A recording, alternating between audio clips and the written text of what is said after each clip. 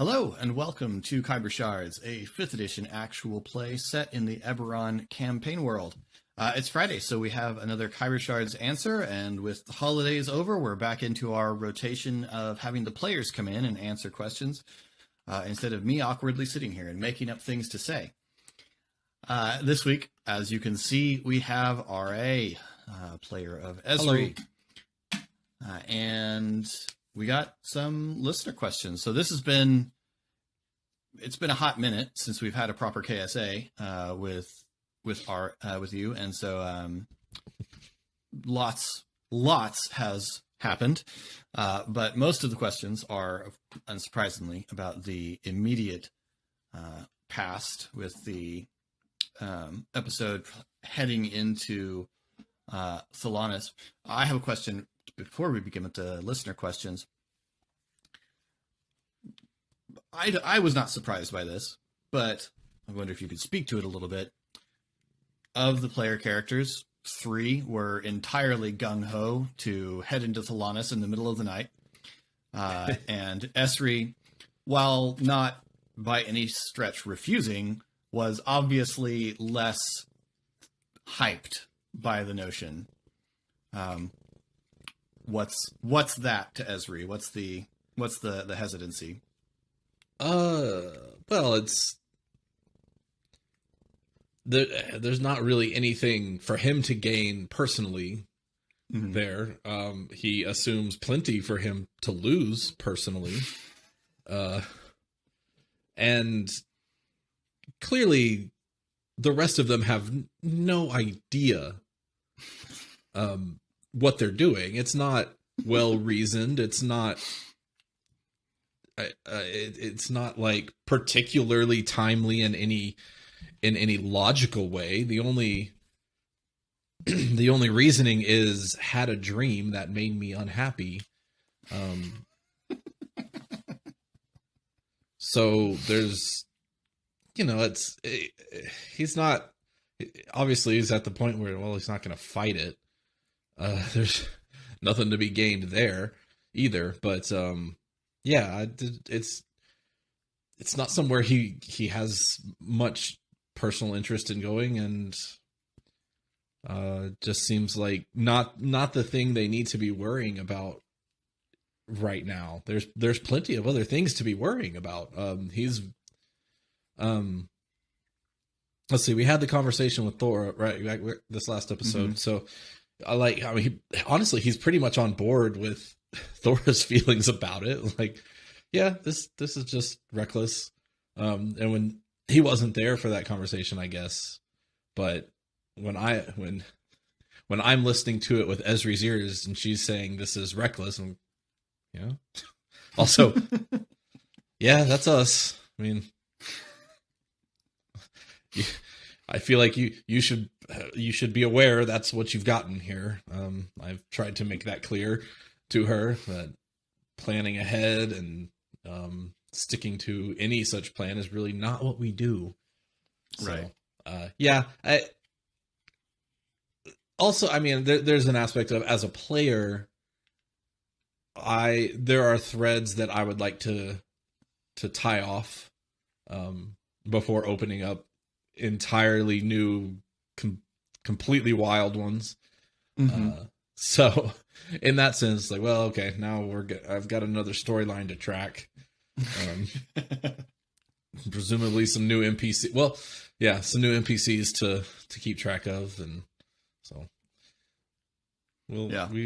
I try to remember because we've gone a little bit further. We've recorded a couple ahead, so this was just heading in off. Is where we left off. Was just arriving in the Feywild. So you've arrived in the Feywild. You've seen that things are not great in this story, and that's about as far as we've got. Yeah, so I mean, there's another aspect there, just below the surface, really, that like this is the opposite of what Esri is good at now.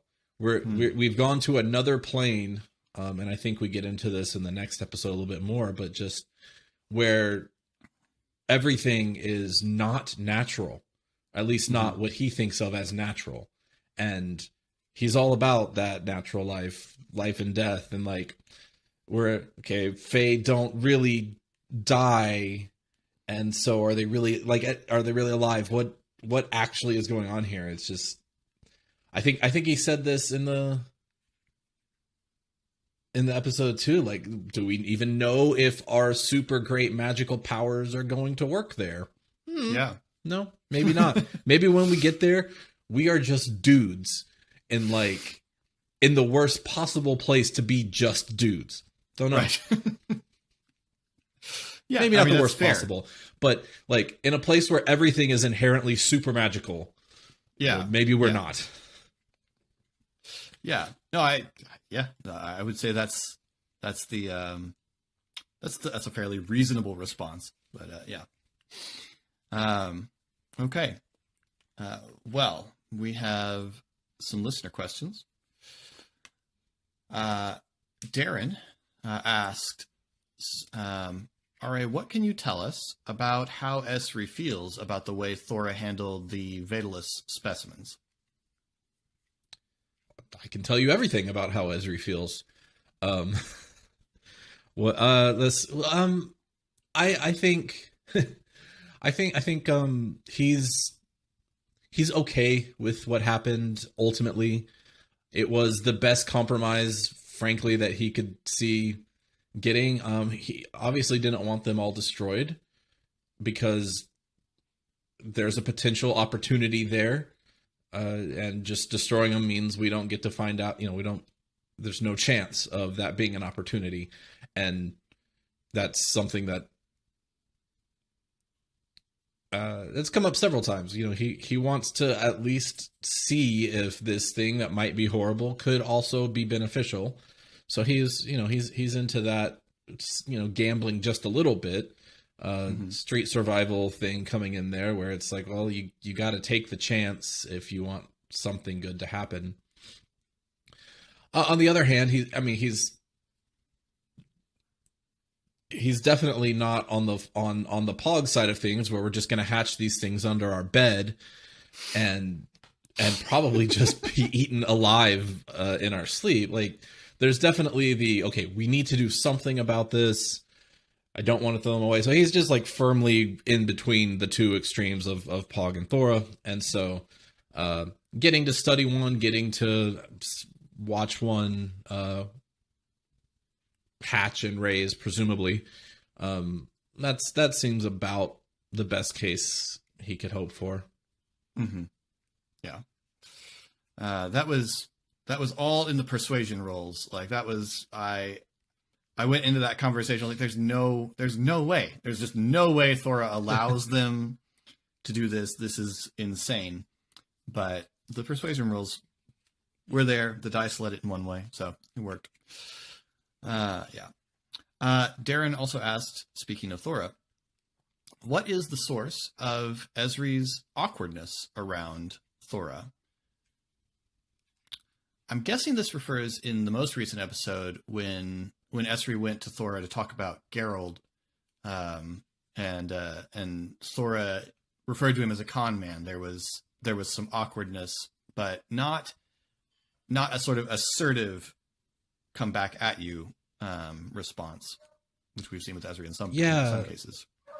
Okay, so yeah, I mean that's just something that's happened naturally. I think it makes a lot of sense though, character-wise. Thora is someone that's very complicated in Esri's perception. She is to him, to the group, a very positive, aspirational figure from their past, right? She's essentially, it's like, to go back to the X-Men thing, it's like being invited to Xavier's school, and now you're being told what to do by Storm, right? Like, everyone knows who she is, and she very directly has saved their lives at least once, possibly twice, depending on how, the thing with the Stormlords, who knows how that would have turned out, but Right. so yeah, potentially twice.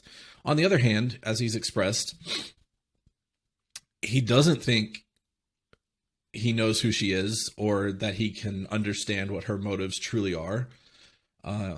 She's seems clearly more powerful than them magically and also politically. She knows things they don't. She has skills they don't. And also, she's about the only person he's ever put himself under the authority of since Black Wheel. Yeah. No, I mean, you could, Geralt to an extent, but that's always been a relationship of scoundrels, right? Like there are rules there, and he's only under Geralt's authority in the extent that he's willing to put himself in, directly. So with Thora, with living in this place that's hers, really, Right. And doing jobs that she is telling him to do, and like needing to ask permission for sort of, but not really. It's all very complex in Ezri's mind, and he's still feeling it out. So any awkwardness there is really just not knowing what he needs to tell her, what he should keep to himself. None of those decisions are very clear. When Pog's hiding something, his instinct is, well, Pog's hiding it, that, I'll protect Pog. But on the other hand, like, there's this balance of, if we hide this from her and she finds out or something goes wrong, that's bad for us. And if she uses it against us, it's bad for us. It's all it's all very tightrope walking for him. There's nothing clear right now to him. Interesting. That's cool.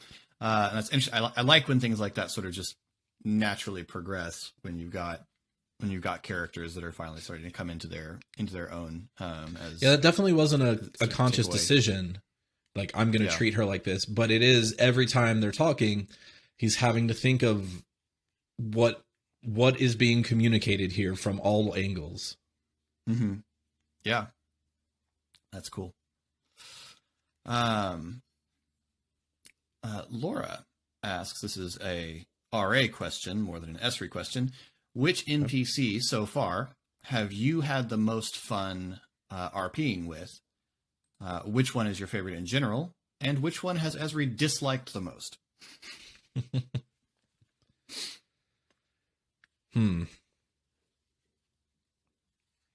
Well, so it's actually kind of odd, and this may just be my perception. It's hard to, without really thinking back through, I'm not sure.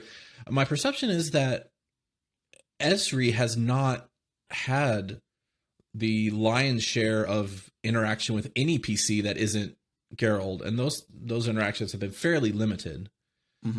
Just by nature of who he is and his position in the group. Really, most of the interactions with NPCs have been handled by others. Geralt, I mean, because of that, Geralt's fun. I think the NPC that Ezri has liked the most has been the giant elder. I apologize, I can't think of their name. I think it's Galranek or something like that. Okay. It's it's not. He came away with that. He came away from that with like nothing against that person. It's like, oh, okay, this person is straightforward and respectable, and also, not trying to take advantage of anyone, but also is not going to be taken advantage of. Like, this is a person I can deal with. I mean, I think Mrs. Brightdoom has been the most antagonistic relationship. Probably not earned, but it's there. That has just been how it is. Nope, nothing. Let's see. So what were the questions?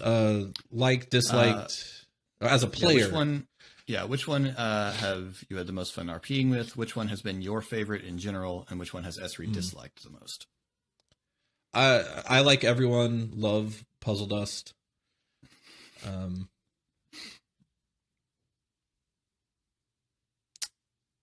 I Puzzle think Dust is, so. I noticed in editing the most recent episode, Puzzle Dust is the only NPC where I have caused myself to laugh while playing the NPC. Because when he was doing the thing as well, I'll come if you insist. Like there's a moment where I can see my face that I made myself laugh. And that seems extremely narcissistic. Much like Puzzle Dust.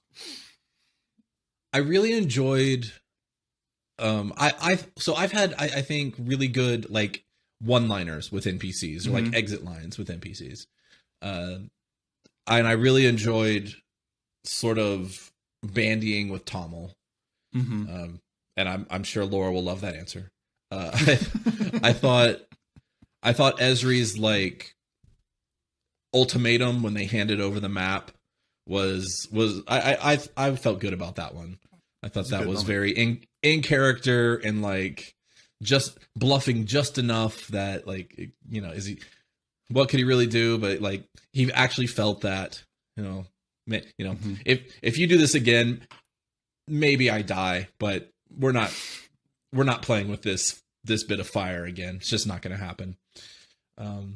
So Tommel has been a very interesting one to play against, even though there hasn't been a lot of that. Yeah.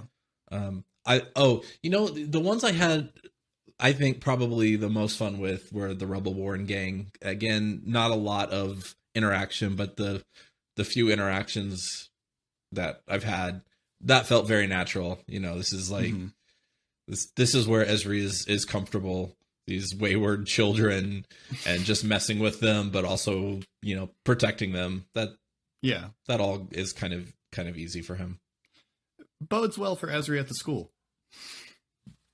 Yeah, that's going to be interesting because like I don't obviously don't see Esri as a teacher. I say obviously, maybe it's not obvious.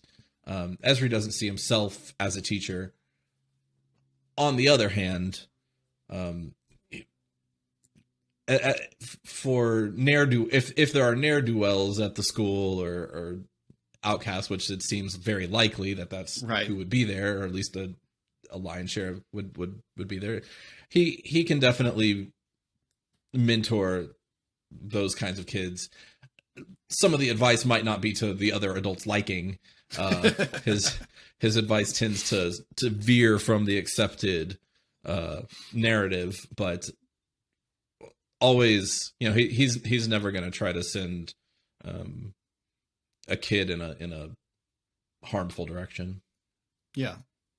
Cool. Laura would also like to know, what is Esri's dream pet? If Esri could just have any pet, what would Esri have? A talking plant. Yeah, there we go. One where you don't have to like use your own magic to be able to talk to it. And it, you know, they don't move a lot and they don't really destroy anything. Plants you could just chill, like have a sound, like it's just like in a pot, have it as a sounding board while you're doing experiments. Like you just bounce ideas back and forth with your talking plant. Professor potted plant,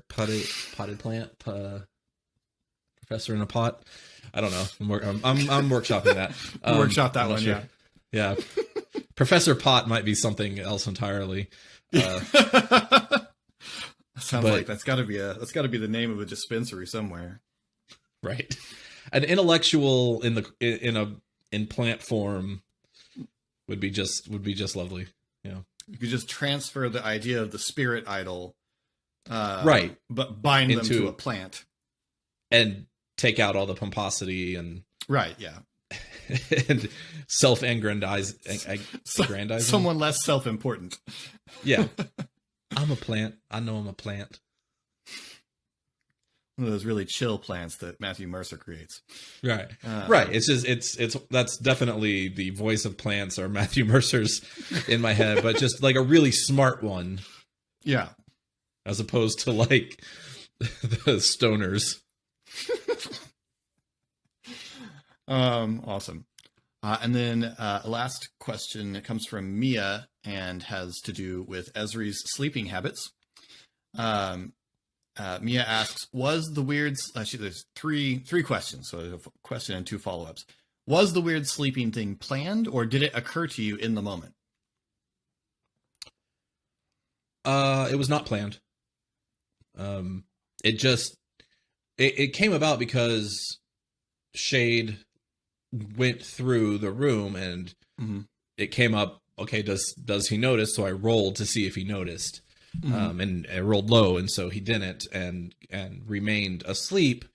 And then it just started kind of churning, like, okay, what is that like? What is it like when Esri's just sleeping through a disturbance? And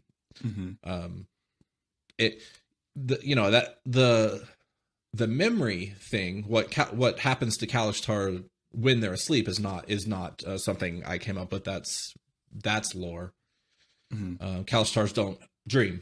They are cut off from the world of dreams, and so instead they relive memories from their bound quarry. Right. And so that, I'm thinking, okay, well, that's what he's doing, and so that's not necessarily like that's different from dreaming. And so what does that look like? I loved it. And I'll take any opportunity to make situations involving Esri slightly uncomfortable and creepy. Like that's just part of how this is going. Yeah.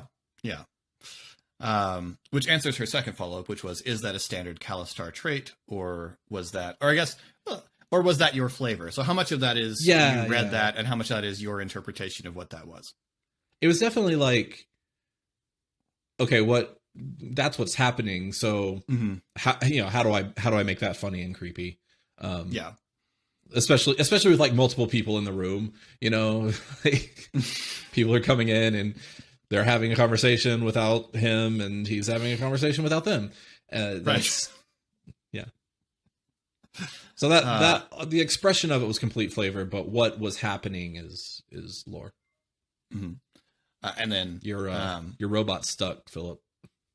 Yeah, I hear it. I know that sound well. Happens a lot. Help me. And then you, I think, implied the answer here, but did the other players know about that sleeping trait prior to the scene? No, that's a yes and moment of I have declared this is so, and you would all have been around this multiple times, so yeah, this integrate it into your knowledge immediately.